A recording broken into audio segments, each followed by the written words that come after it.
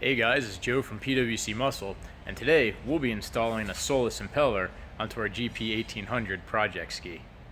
The first step is always disconnecting the battery, and after that's done we'll proceed by removing the linkage to our bucket. It's a 10mm bolt that's on the back side. Next we'll disconnect the steering linkage, which is also 10mm. Alright, now we can put our bucket down and remove the trim linkage from the pump. And disconnect the two hoses that are hooked up to our pump. Now we'll be removing the bolts that are holding the jet pump into place. There's going to be two at the bottom here. Two up on either side there, and then the bracket as well. They're 14mm or 12mm.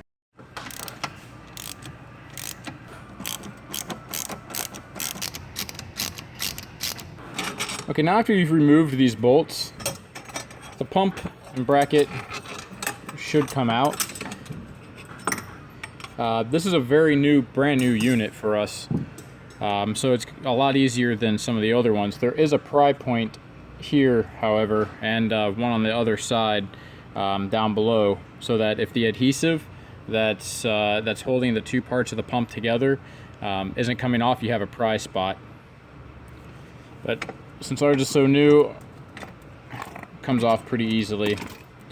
Alright, and we have the nozzle portion of our pump taken off. Okay, to make a little bit more room under here, I've disconnected the hose that was attached up top. And also there's one Allen nut, or Allen bolt, that's holding this assembly on. And you just unscrew that to get it out of your way. That gives us a little bit more room to work with under here. Now there's a couple of pry points, one here and one on the opposite side down here, that you'll need to use a pry bar in order to break the seal. Okay, with the seal broken here, we'll just remove the jet pump. Oh, you can see that it's completely free to the rear, and be mindful of the drive shaft.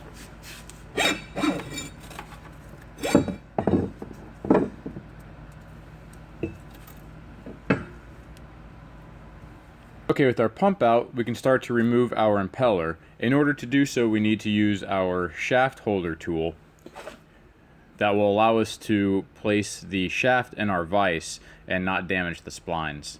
We're now using a 1 1/16 wrench in order to turn the impeller. Again, it's reverse thread, so we're going down with our force. I applied some heat in order to help loosen it up, and it does take a fair amount of force in order to actually break it free. With this wrench, probably put about 150 pounds on it or so. So we already pre-loosened it just to show you. And then from here, once you actually get it to pop, it'll spin freely.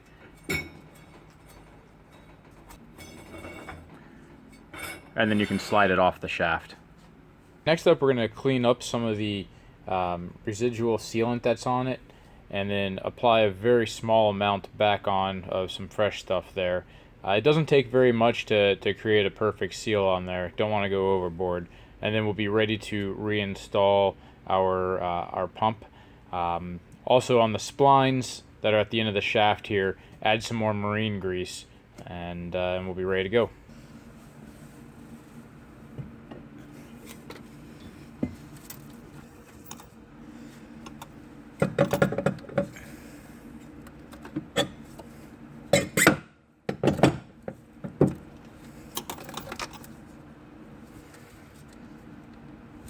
With the pump installed, we'll be installing the Venturi section next. Again, we put some fresh sealant on it, and it's just going to install right over top.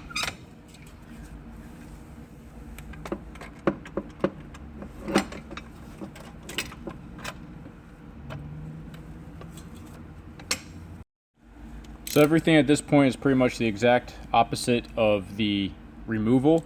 We're going to attach the bolts that are holding our pump together. These are the two top ones. There's two more bottom ones, and then the bracket bolts that'll be up here. Okay, once you get all the bolts in place You're going to want to torque them down to 40 Newton meters. Make sure that you use a cross pattern to do so. So you'd start here, do this one, and then back down to the lower one. Next up, I'm going to reinstall the arm for our trim.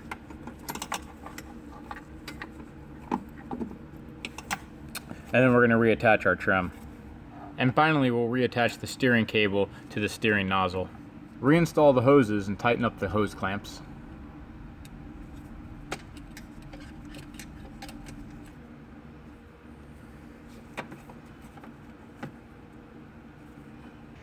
Alright, so that's it. Pretty simple install. There's a couple of places where you can get tripped up a little bit. For instance, removing the pump from the tunnel took me a little bit longer in order to get the sealant to break free, and also removing the actual impeller from the drive shaft requires a lot of force, and that took a little bit longer than this video shows. Keep with it though. I'd say overall, when you get fast at this, it's only about a half hour in order to get the whole pump out and on your bench for a new impeller. You can find further updates by subscribing to us on YouTube, following us on Twitter, and liking us on Facebook. And of course, all the data will be posted on pwcextreme.com. For the impeller that we installed, you can find it directly on pwcmuscle.com, as well as a selection of impellers that'll fit this ski and others. The link will also be in the description of this video. Thank you very much for watching. As always, ride fast, ride safe, and we'll see you on the water.